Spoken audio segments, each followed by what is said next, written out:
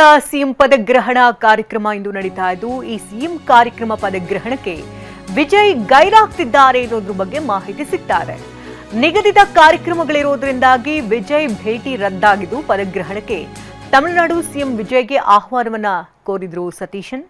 ಪ್ರಮಾಣ ವಚನ ಕಾರ್ಯಕ್ರಮಕ್ಕೆ ಸಿಎಂ ವಿಜಯ್ ಗೈರಾಗ್ತಿದ್ದಾರೆ.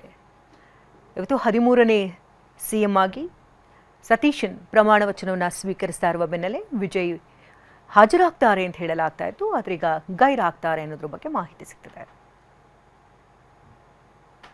ಕೇರಳ ಸಿಎಂ ಪದಗ್ರಹಣ ಕಾರ್ಯಕ್ರಮ ಇಂದು ನಡೀತಾ ಇದ್ದು ಈ ಸಿಎಂ ಕಾರ್ಯಕ್ರಮ ಪದಗ್ರಹಣಕ್ಕೆ ವಿಜಯ್ ಗೈರಾಗ್ತಿದ್ದಾರೆ ಅನ್ನೋದ್ರ ಬಗ್ಗೆ ಮಾಹಿತಿ ಸಿಗ್ತಾ ಇದೆ.